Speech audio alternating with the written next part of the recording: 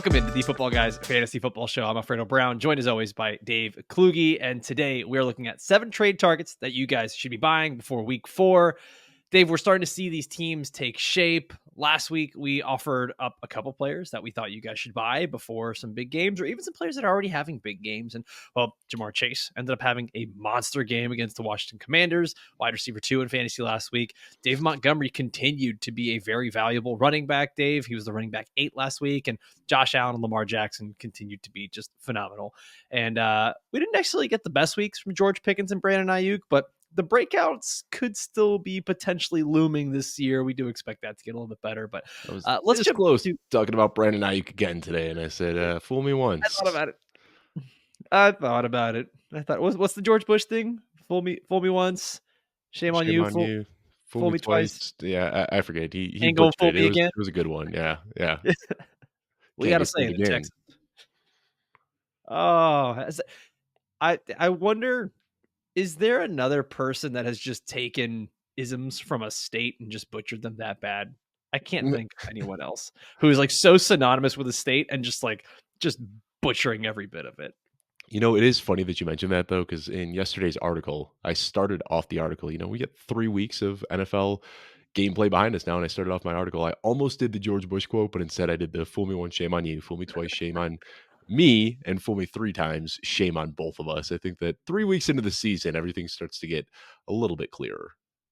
Yeah, and then that's the hope this week, right? So we've got our 7 different targets that we're going to look at here. Dave, why don't you start us off with a guy who has been on this list before and his value continues to rise, Chris Olave, wide receiver for the New Orleans Saints.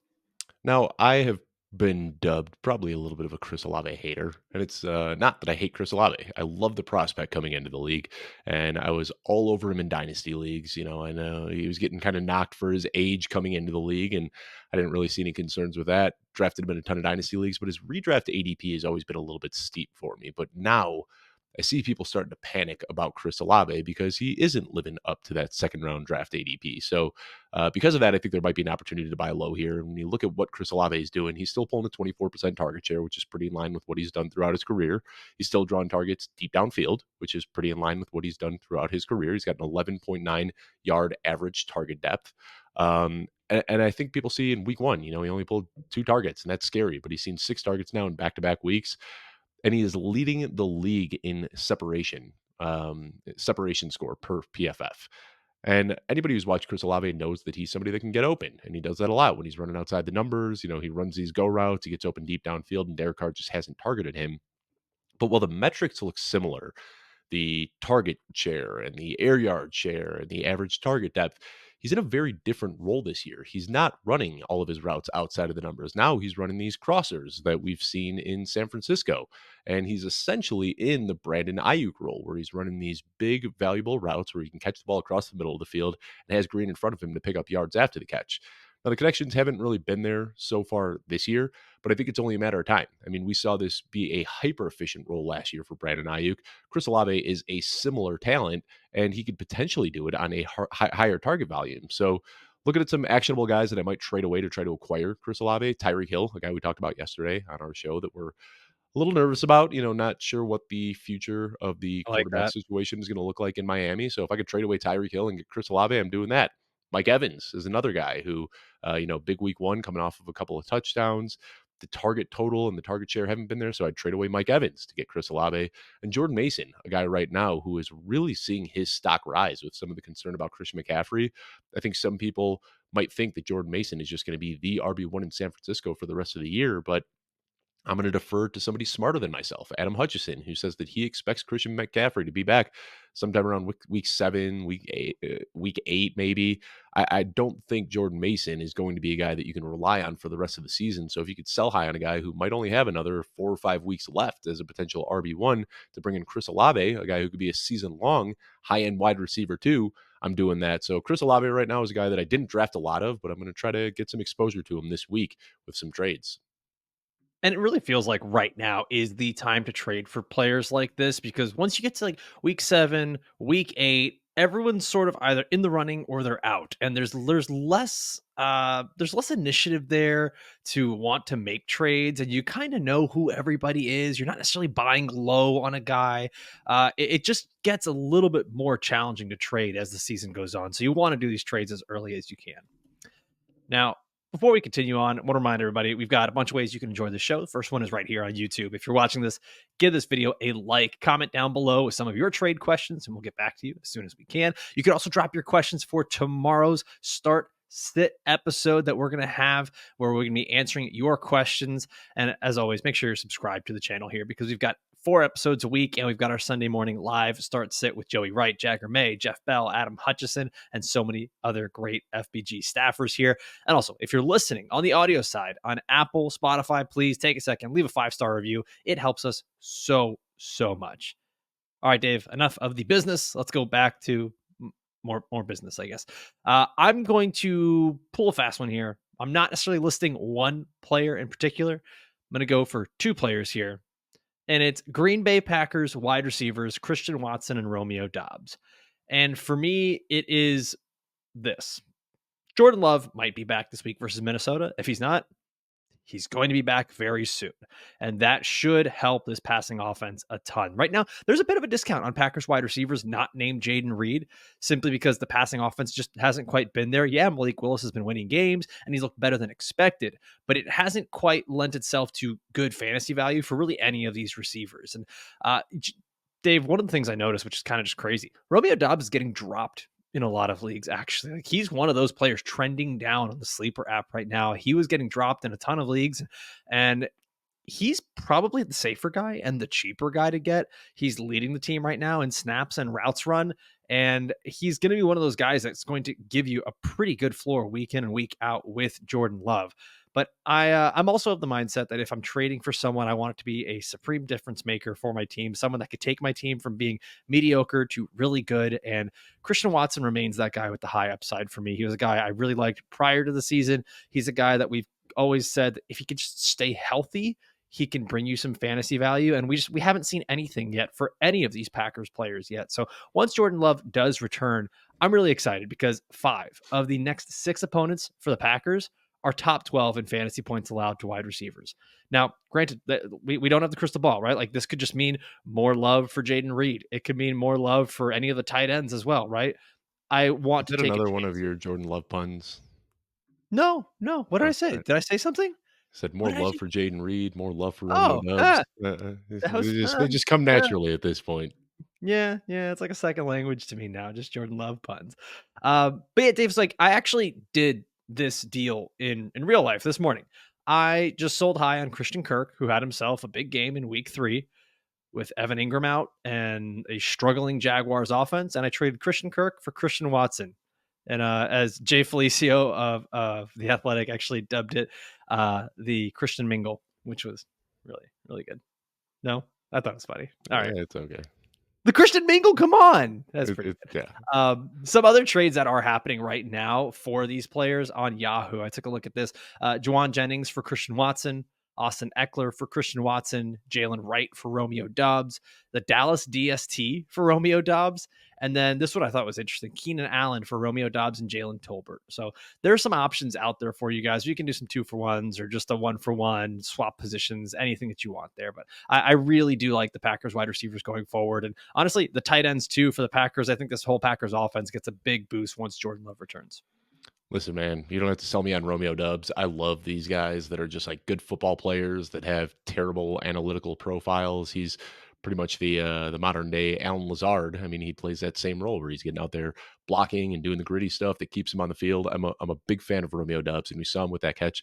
Was it 2 weeks ago that he just like mossed a guy like 50 yards downfield? Like, he's got that upside as well. He makes contested catches, moves the chains. I'm a big fan of Dobbs. We obviously know the upside with Christian Watson. We saw him on a nice little catch and run last week where he was able to turn the Jets on, and it's like, oh yeah, Christian Watson, really, really fast. So I'm with it, man. I'll throw Josh Jacobs in there as well, a guy coming off of a down week that once Jordan Love comes back, the entire offense is going to be a little bit better. So if you're able to buy on any of these guys, shoot, I'll throw Jaden Reed in there too, and he's going to be the most Yeah, expensive why of the not? bunch. But if you can get Jaden Reed, Romeo Doubs, Christian Watson, Josh Jacobs, any of these guys for cheap after 2 weeks of Malik Willis, absolutely trying to do it. All right, let's go to our next player on here. Dave, you got a running back, and it's a guy that I think we've talked about him in nearly every variation of episode that we have, whether it's waiver wire, whether it's start sit. Now it's in the trade That was a trade episodes, target. Yep. and I'm sure we're going to end up talking about him in our rankings and tiers episodes for running backs when we bring on Jagger May. So, talk to us about J.K. Dobbins and why you're buying low on J.K. Dobbins. Yeah, I don't know if there's much of an opportunity to buy low. This might just be a buy, maybe even a Just buy. buy mildly high. But I think that it's worth it. Weeks 1 and 2, we saw what he can do. Was just taking the league by storm on a pretty small snap share, and then that all came back down to earth in week 3. So I think a lot of people are going to see that, like, maybe it was just kind of a flash in the pan. J.K. Dobbins had these great 2 weeks, but maybe week 3 is what we should expect going forward. And we probably will see that. I mean, the efficiency in weeks 1 and 2 were all time. I mean, we're not going to see him continuing to generate double-digit yards per carry on a week in and week out basis. But what excites me, and the reason I'm trying to buy low, is because his opportunity share is what really changed. In week 1, he saw just 52% of the opportunities. In week 2, he saw just 46% of the opportunities. In week 3, mind you, his worst week from a fantasy production standpoint, he saw 87% of the backfield opportunities. That is so rare in today's NFL to see somebody getting that many touches in the respective backfield. And it makes sense. I mean, Gus Edwards has been terrible. You look, he can't break tackles, he can't generate yards after contact. He is just, pounding his way to 2 yards per carry and not doing much outside of that. And this team needs an RB1, and it looks like J.K. Dobbins is going to be that guy. I think there's multiple reasons you could get him in a trade. One, I think people are going to be concerned about the injury risk. Two, people are going to see the down week 3 output. And three, I think that people are going to know that Justin Herbert is injured and wonder how that impacts the entire Chargers offense. But he's a guy right now that I'm totally just falling for the trap with J.K. Dobbins. And maybe that is what it is. But, there's some guys like Ramondre Stevenson and Devin Singletary and Zach Moss who are better known names in fantasy. And you might be able to cash in on some of that name value right now to get a guy like J.K. Dobbins. Again, we'll talk about this next week when we do our rest of season running back rankings with Jagger May. But I don't think it's crazy to look at J.K. Dobbins based on the efficiency that we saw in the first couple of weeks, the usage we saw in week 3. We should probably be looking at J.K. Dobbins as a top 20 running back for the rest of the season. Dave, the thing that you said that stood out to me there most than any stat about J.K. Dobbins or the fact that he's gone from afterthought to bell cow is sort of the mental warfare that goes on in trades and leagues where you're talking about like maybe this manager is worried about Justin Herbert. Maybe they're Mhm. worried about the injury history and they want to sell high. These are things that we never know unless you actually just talk to the person in your league. And I think that so many times that just doesn't happen. People just send blind trades to one another. It gets rejected. And they're like, this person's too difficult to trade with. And it's just like, we need to actually talk to each other. We need to be able to do like that doesn't happen in the NFL where they just make a trade by like sending a text just Right. with an offer. That's it. Like, no, they get on the phone with the GM. They talk to them about what they need, like what works for each of them. I love that you pointed that out because there is, I don't want to say necessarily mental warfare, but there is a intangible portion to trading in your fantasy football And leagues.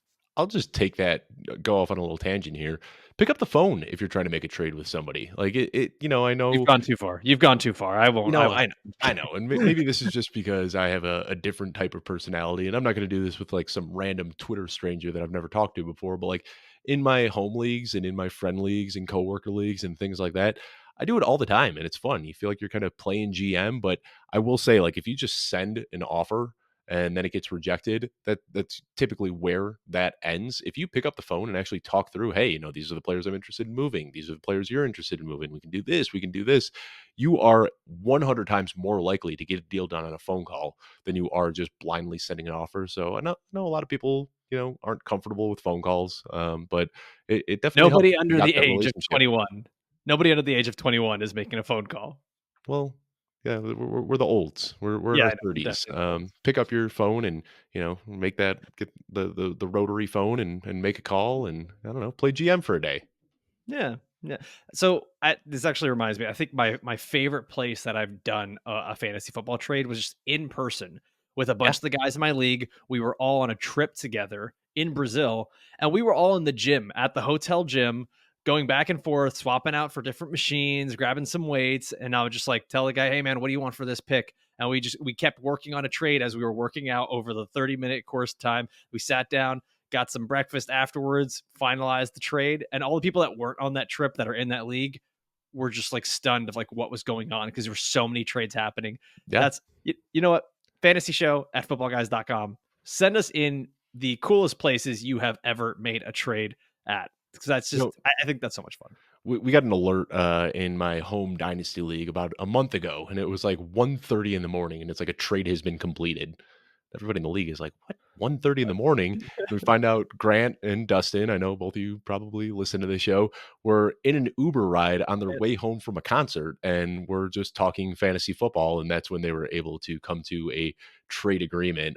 So yeah, those discussions, whether you can do them in face, over the phone, way more productive than just sending a message in sleeper and hoping it gets accepted.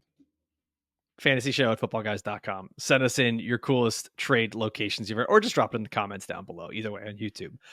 Dave, I'm going to jump into my next one here. And I'm doing a 2-for-1 package here again. The Chicago Bears wide receivers. And listen, I think that we are just starting to scratch the surface of how good Caleb can be in his rookie season, obviously for his career, but just how good he can be in the rookie season. And we haven't quite seen it yet for DJ Moore. DJ Moore is sixth in the NFL right now in targets, averaging 9 targets per game, but he's just the wide receiver 39 in fantasy scoring. It just hasn't come to fruition where he's getting fantasy points off of this usage. And the other guy here, Roma Dunze. Roma Dunze managers might be, they might be challenging to trade with, especially after a big game in week 3. But like you said, there's also the mental aspect of it where they might be trying to sell high before Keenan Allen returns. They're thinking, oh God, this was the one good game he's going to have. Let me get rid of this guy. Caleb does seem to be finding his groove. And I know you watched the game and there's some throws there that he does seem like the game is slowing down a little bit for him and he's making some very impressive throws and he's not trying to force things as often as he is. And even when he is maybe forcing the ball, it's a sort of a trust thing that he's developed now, even with a guy like Roma Odunze. He put one up for Roma Odunze on the sideline that it's just like that only happens after you've been playing for a long And period it of was time. in Odunze's hands too. Like it was Yeah. technically an interception, but I haven't seen anybody grade that as a turnover worthy play. Like he put the ball in Odunze's hands and then it got popped out and intercepted. Just a terrible fluke. But yeah, it was a beautiful, beautiful play from both of them up until it wasn't. And I know like nothing is really happening right now in the run game. And I think that's all the more reason that this Bears team is going to have to focus on the passing attack and continue passing the ball and let Caleb take his lumps. And I mean, already here in his third game, Dave, most passing yards for a Bears quarterback since 2016. And Brian Hoyer going out there and throwing for 397 or three, like some sort of ungodly number for Brian Hoyer. But I mean, Caleb Williams is already making Bears history here in his first 3 games. And the schedule gets really, really easy for the Bears offense and the wide receivers, especially. And this is what really stood out to me. It's not just do we have these talented guys that are getting the usage, the quarterback is getting better, but 9 of the remaining 12 games for the Bears wide receivers are against teams that are in the top 10 in fantasy points allowed to wide receivers. The schedule is going to be very, very easy for them going forward. And a lot of these games are against teams that are in division. So they've got 2 games against the Detroit Lions. They've got 2 games against the Minnesota Vikings. This schedule remains pretty easy for these Bears wide receivers. And I'm trying to buy low on DJ Moore right now. And I guess, as you said earlier, maybe buy high on a guy like Roma Dunze. Yeah, man. Week 7 against the Commanders. I just keep eyeballing that as like Yep. hopefully that will be the breakout for Caleb Williams in this passing attack. But if you watch and I've talked about this a bit, but like you see the progression from Caleb Williams every single week. Like week 1, turned his back to a defense, took a 20-yard sack, and then didn't make that mistake in week 2. Was much better at staying in the pocket, stepping up into pressure rather than running backwards from it. And then week 2, the problems we saw was him trying to force balls into tight windows by floating them over defenders' heads, and those balls got intercepted. So what we saw in week 3 is when he started taking those deep shots, rather than short arming them where they can get picked, he sailed every single deep ball, which like you don't want to see him sailing deep balls, but it does show that he is learning from his mistakes. So I think this is just normal for a rookie quarterback.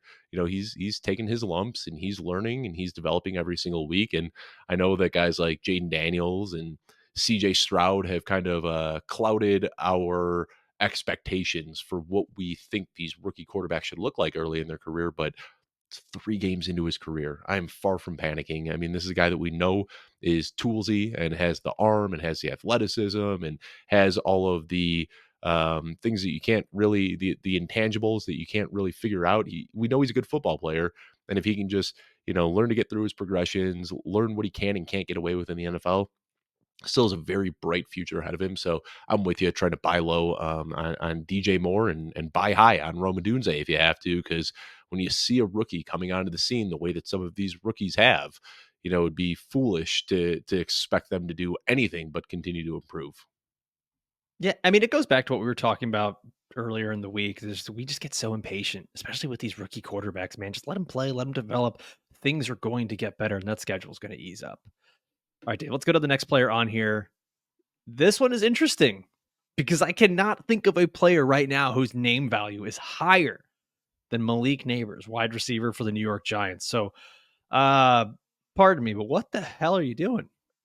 I don't know if this is a buy low show or if this is a trade target show, but you said trade targets, so All I right. am trying to get Malik Neighbors, and you're definitely not buying low on him. That's not what I'm saying, but this is absolutely a buy high, and I am trying to buy high on Malik Neighbors where I can. We talked about him a ton yesterday. I've got him as my wide receiver 7 for the rest of the year. Victoria Geary had him as her wide receiver 2. I believe you were at wide receiver 7 as well. So that's where we are. Like we have already said, this guy is a top 7 rest of season wide receiver. But I think a lot of people playing fantasy football are not viewing him as quite that yet. So this is one of those where I think you could make a huge splash and make an offer for Malik Neighbors where you could still get him on your team before he goes absolutely nuclear for the rest of the season. I said it on yesterday's show, but you want to be quick to adjust when a rookie comes onto the scene like this because it's not something that we see often. And when you start looking at his rookie comps, it is Malik Neighbors, Anquan Bolden, and Puka Nakua. And as I talked about on yesterday's show, he is basically trending for what is almost guaranteed to be a top 5 season. Like, you'd have to go back through the depths of NFL history. You could find one year where Malik Neighbors wouldn't be pacing to be a top 5 receiver, leading the league in target share by a huge margin. So this is where you're probably saying, like, yeah, Dave, we know Malik Neighbors is good, but I am trading away any wide receiver I can, not named Amon St. Brown, Rashi Rice, Justin Jefferson, Jamar Chase, CeeDee Lamb, Nico Collins. That's it. That's the end of the list for me. Any other wide receiver, I will trade away straight up to get Malik Neighbors on my team. So let me read that to you again. Amon St. Brown, Rashi Rice, Justin Jefferson, Jamar Chase, CeeDee Lamb, Nico Collins. I have those 6 wide receivers ranked ahead of Malik Neighbors, and I will trade away any other wide receiver to get him on my team. That means giving away Marvin Harrison, Drake London, Chris Olave, Devonta Smith, AJ Brown, Cooper Kupp, Tyreek Hill, you name it. I'm giving away all of those guys if it means that I can get Malik Neighbors in return. So I don't. It makes a lot of sense what you're saying. I don't know if there's a lot of people that are just going to be like, yeah, I'll give up my Malik Neighbors for insert wide receiver that you have ranked lower. What about the other way around? What about for a running back? What about like these running backs that are kind of tough to come by? What if someone wants to do a Christian McCaffrey for Malik Neighbors? What if someone's trying to do Jonathan Taylor for Malik Neighbors? Like, how high is Malik Neighbors for you? And how? I mean, who are you really willing to trade for him? That's not a receiver. Bijan, Brees, and Saquon would be the only running backs that I'd prefer ahead of Malik Okay. Neighbors. So, I mean, you're looking at get creative if you got to package some players together. But I mean, I'm looking at a pool of yeah, there's 8 players that or I'm sorry, there are 9 players that I won't trade away from Malik Neighbors.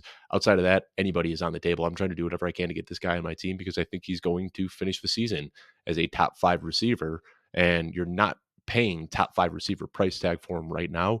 One more big week, his price gets more expensive. Another big week, his price gets more expensive.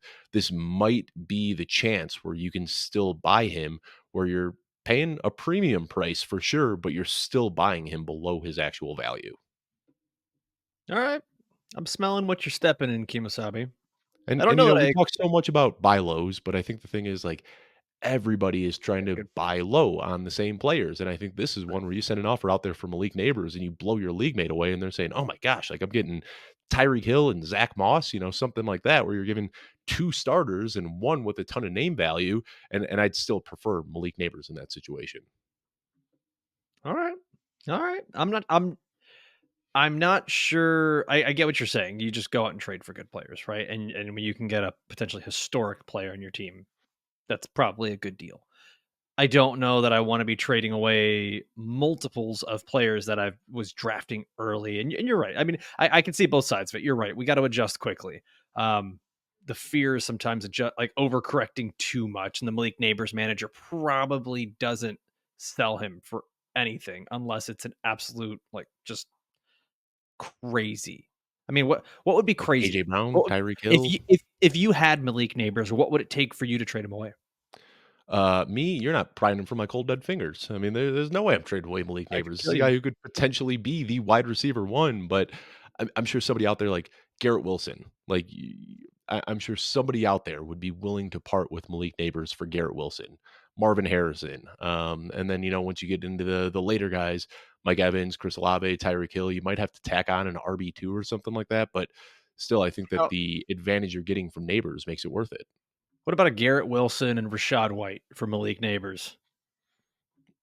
Would you do it That from the other end? I If would think I you would. get rid of those guys for Malik Neighbors? That's what I'm saying. Oh, I would, yeah. I would trade Okay. Garrett Wilson and Rashad White, but I've got a very hot take on Rashad White that maybe we won't say on this show, but I'm pretty worried about He's Rashad not White. I mean, he's just a guy I'm just trying to sell for anything if I can. I've been there was one league, when you draft players you don't want because they fall to a good value. That was Mhm. me. I'm in a very expensive league, 14 teams, a lot of sharp guys in it. And Rashad White fell to me in the fifth round. And I was just like, well, finally, like, I guess I'll have one share of Rashad White because he fell to me at such a good value. Hate it. Can't stand having him on my team. Trying to trade him for whatever I can, and I can't get anything. And it's, sometimes value just isn't even worth it. You look so stupid right now. The value is too good to pass, Alfredo. Okay, he said as he got fourth place. Let's go to the next player. The last player here, the trade target that we're looking at, and I'm gonna throw out this name. Jaxon Smith, Njigba, wide receiver for the Seattle Seahawks. And this to me is a true buy low. I think we've seen both the ceiling and the floor for this player. And the floor kind of came at a very interesting time where the Seattle Seahawks had a big blowout win. Game script did not lend to a lot of passing, not really a need for passing. Got a ton of run with Zach Charbonnet. And yeah, this team, the Seattle Seahawks, may be committing to the run, but we've also seen that they're able to pass pretty well with Geno Smith. And getting a big blowout lead like that is not something I see happening too often for the Seahawks after their game against Miami here. But we look at some of these peripheral stats and what could actually lend to a wide receiver doing better down the season.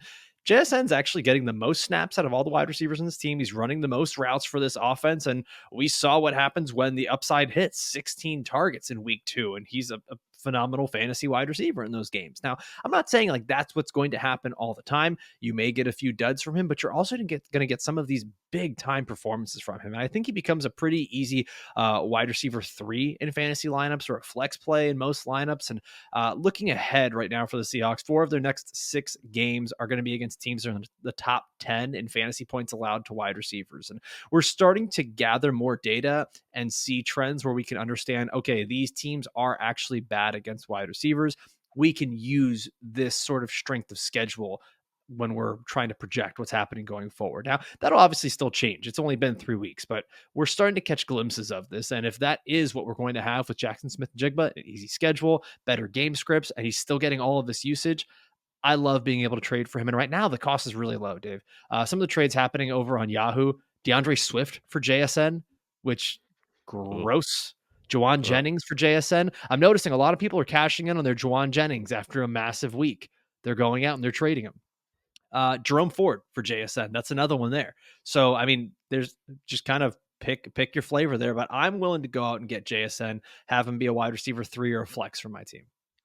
Yeah, I like that. And if you can trade away a guy like DeAndre Swift, that's a no brainer. We'll talk about Rashad White again. I mean, I know we aren't doing like players to trade away right now, but yeah, I mean those are definitely guys like they could absolutely be falling knives in regards to DeAndre Swift and Rashad White, guys who could potentially be out of a job as soon as like week 4, and maybe they hold on to some sort of opportunity share over the coming weeks, and that can help insulate their value for a little bit longer. But wouldn't surprise anybody one bit if like DeAndre Swift and Rashad White are just the respective team RB2s going forward. So I do like that. And JSN, we know he's a very talented player. I think that a lot of people are going to see that week 2 blow up as kind of a fluke, but that's the ceiling that you're looking at on any given week with him. So I completely agree. Would definitely try to buy JSN if I can, especially if I'm trading away one of these running backs who is currently in a shaky role.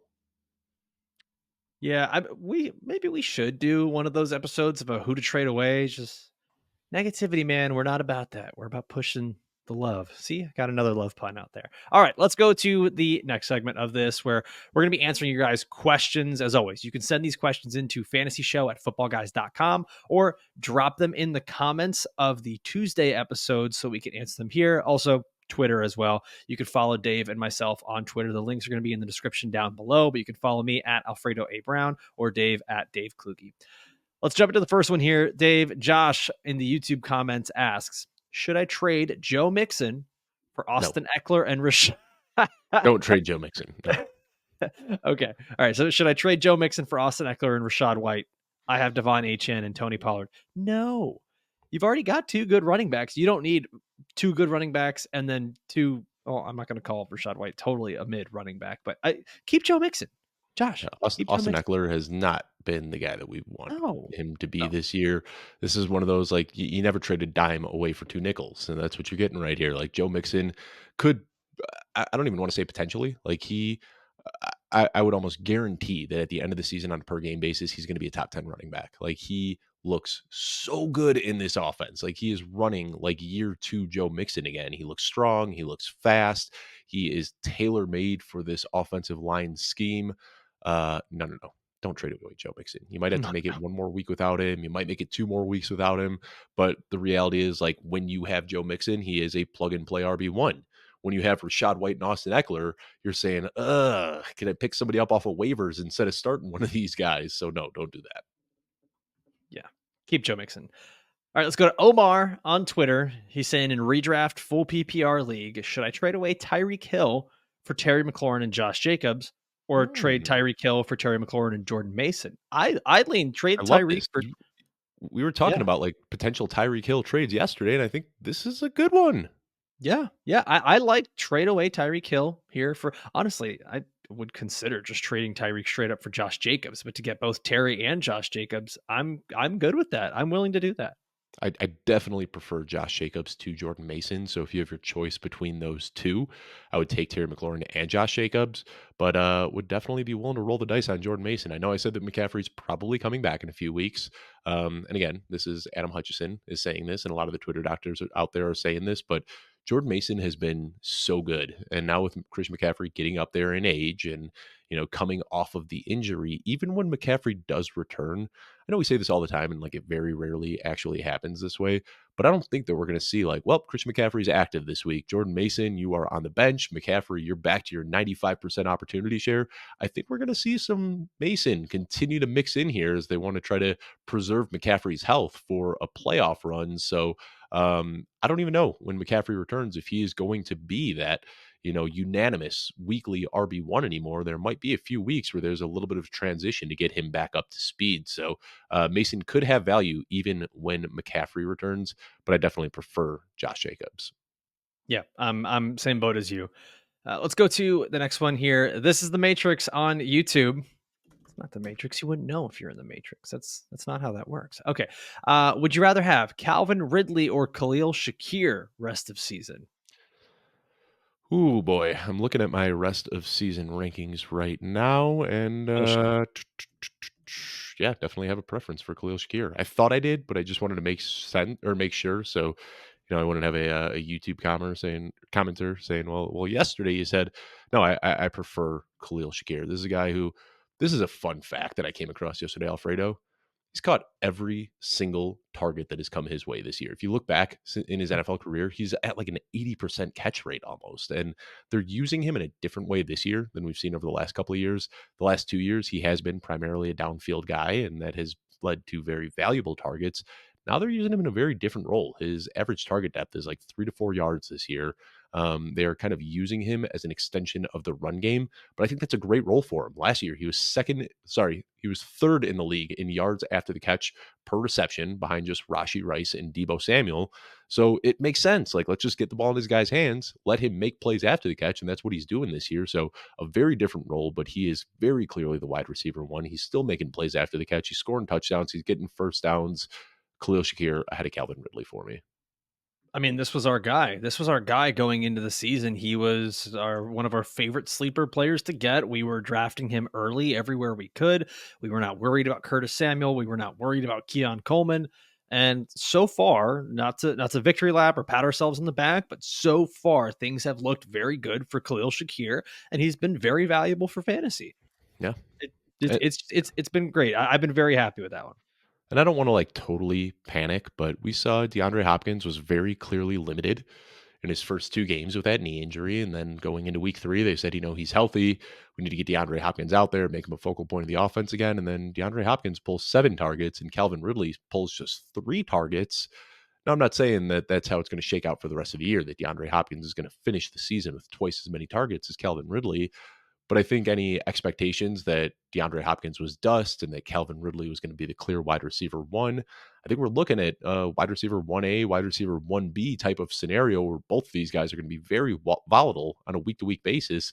Let's just call it like it is. Like, Will Levis isn't going to lead a very prolific passing attack where we're going to be seeing 300 yards and multiple touchdowns every single week. So we could see dud games from both of these guys. We could see the occasional boom game here and there. But I would absolutely prefer Khalil Shakir, who has a higher weekly floor and ceiling than Calvin Ridley, in my opinion. That's what I was going to say is like, I don't even care about all the other stuff with DeAndre Hopkins. It's that I don't think this offense, specifically the passing offense with Will Levis, is going to be very good. I did not think that prior to the season. 3 weeks into the season, I think that Will Levis is peak entertainment. He is art come alive when we get these still photos of him. But yeah, it's not working for fantasy football. Let's go to our next question here. Jason on Twitter is asking, should I sell Derek Carr for Sam Darnold? I'm worried about the O-line in New Orleans.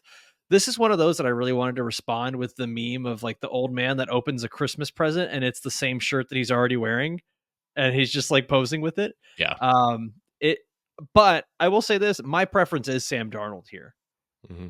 Not by much, but just enough. Yeah.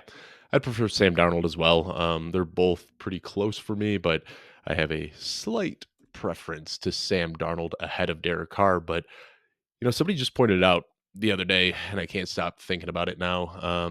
If you look at his start when he was in Carolina, or was it Carolina? Where was it? Yeah, I think it was Carolina. Never mind. I'll scrap it. Yeah, he came in midway point through the year, but there was Carolina. Yeah, I was looking at the wrong year in Carolina. 2021 in Carolina. Yeah, he started off his first 4 weeks. He was ripping it, and he was a top 5 fantasy wide receiver for the first month of 2021. Or quarterback, whichever one. Yeah, quarterback. Sorry, still on our rest of season wide receiver show from yesterday. But that concerns me a little bit is that he got off to a similarly hot start a few years ago in Carolina and then really cooled down over the remainder of the season. So we do see this every now and then. Remember the Pastronaut last year, Josh Dobbs. We see these quarterbacks in a new system kind of take everybody by surprise, and then 4, 5, 6 games into the season, they kind of get figured out. I'm not saying that's going to happen with Sam Darnold, but that definitely is the fear. I think Derek Carr is a little bit safer, but Sam Darnold gives you a much higher ceiling if he can continue doing what he's doing. Yeah, I think the situation only gets better for Sam Darnold. He's getting Jordan Addison back, TJ Hawkinson back. He's going to get more comfortable with the offense. Whereas, not that it's bad, but we've seen the ceiling there for Derek Carr, and then we've seen how bad it can get into the next week when things don't go well for him. Granted, that could all still happen for Sam Darnold as well, but the idea here is that the value should only go up for Darnold, while with Carr, I think we hit that ceiling already. Let's go to the final question here from Jaime on YouTube. He says, thoughts on trading Cooper for Odunze? I asked him to clarify. We did not get a clarification. I am assuming this is Amari Amari. Cooper for Rome Odunze. We can also answer for Cooper Cup just in case. But Amari Cooper for Rome Odunze or Cooper Cup for Rome Odunze? Are you doing either of those, Dave? I think I prefer Amari and Cooper Cup ahead of Rome Odunze. And I understand the upside case for Rome Odunze, but DJ Moore is still there. Keenan Allen's going to be back in the fold at some point. I definitely prefer Cooper Cup. It's a little bit closer with Amari Cooper, but I'm still going to lean Amari Cooper over Odunze for the rest of the season. Unless, of course, it's a keeper league or a dynasty league. Then I very obviously prefer Rome Odunze. But I think in just a standard redraft league, I'll still take Amari for the rest of the year. Yeah, I think I'm with you on that. I think both of those guys just present a little bit more upside. If I want to go after Odunze, I want to go maybe at a cheaper price there. All right, let's go And a to lot the of final people in segment. Cleveland, a lot of people in Cleveland are calling for Deshaun Watson's job. I'm just saying, if we get Jameis Winston out Jameis. there, whoo, we got I a would love top that. 10 rest of the season, Amari Cooper. I think everyone would love that, honestly. I don't know of a single person that would, well, there's a single person. There is one person who would be upset about that. And Is his his name name is Andrew Barry? The and GM well, for the maybe. Browns? Okay, there's two people that would be upset about that. The Deshaun other Watson name, and Andrew Barry. yeah, there you go. There you go. I was gonna say it rhymes with Schmashman Schmatzen. Yeah. All right, let's That's awesome. let's go to the final segment here. We do this every week where we take a look at the players who were the most dropped on the sleeper app that are worth a stash here. I mean, we all focus so much on the waiver wire and who to go pick up, but sometimes players get dropped in your league. And for example, last week it was one of these leagues, actually a fantasy analyst league. And prior to the Sunday game starts at 1 p.m. Eastern, Dallas Goedert was dropped in the league because someone had just made a trade in the league and they needed to make space. They dropped Dallas Goedert. They made the trade. I needed a tight end. And this is one of those leagues where Dallas Goedert doesn't have to clear waivers. He was available for me. Yeah. I had George Kittle and Taysom Hill both out that week, picked up Dallas Goedert, started him at tight end, won my matchup. So always be looking at those waiver wires, see who's getting dropped. And I now got we're going Evan to jump. Ingram in a league last Ooh, week. Somebody ooh. dropped Evan Ingram, and this is that same one, 14 team. Like, it's a deep league with deep benches, and I was able to get Evan Ingram.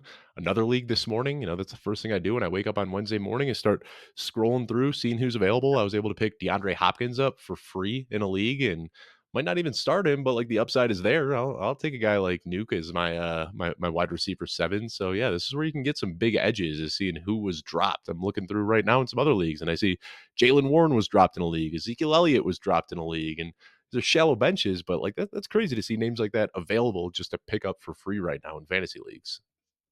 Yeah, that's nuts. That's nuts. Let's look at these names here. First one, Cam Akers, who was, I think, so many people's number one waiver wire ad, or at least a top 2 or 3 waiver wire ad last week, and he's now one of the most dropped players on the sleeper app. When uh, guys, I mean, you got what you want. I don't know what else you expected.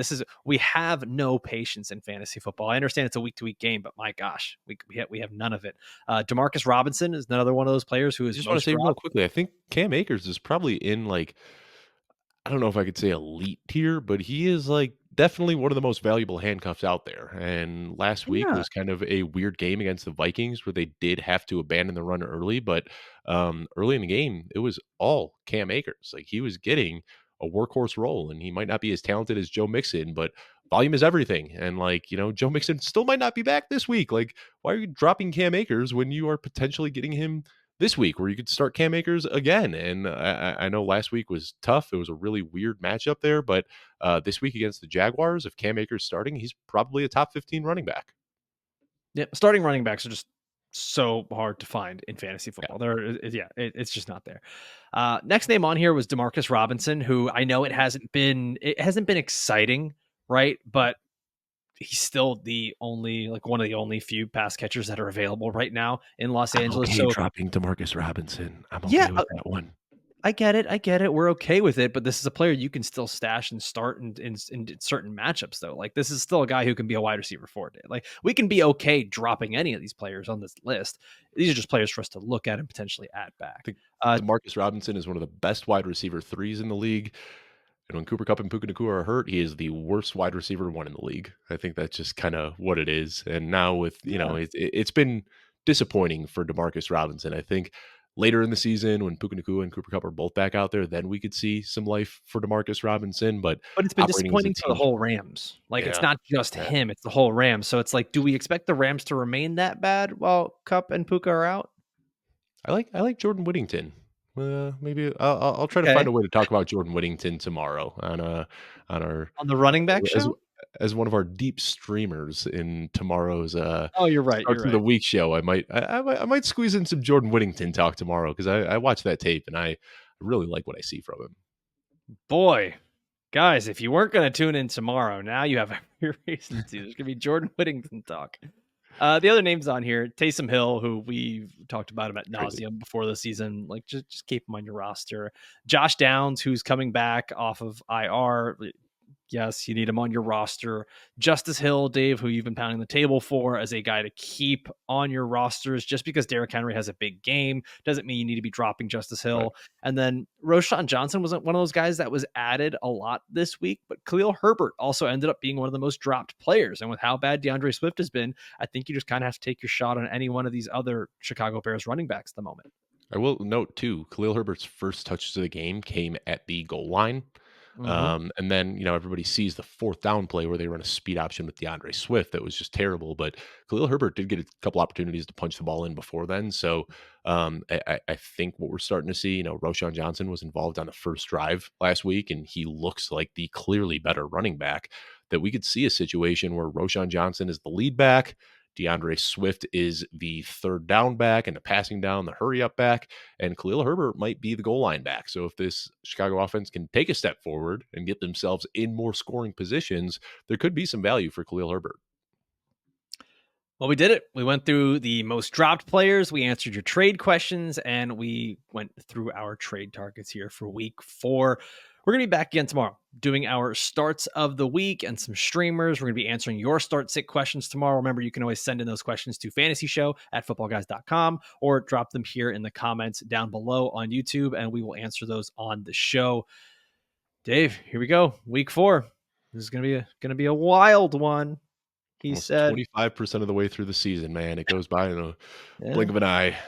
Yep. And well, as always, we want to thank you guys for watching and listening to this show all the way through. For myself, for Dave Kluge, for everyone here at Football Guys. We'll see you next time. Adios.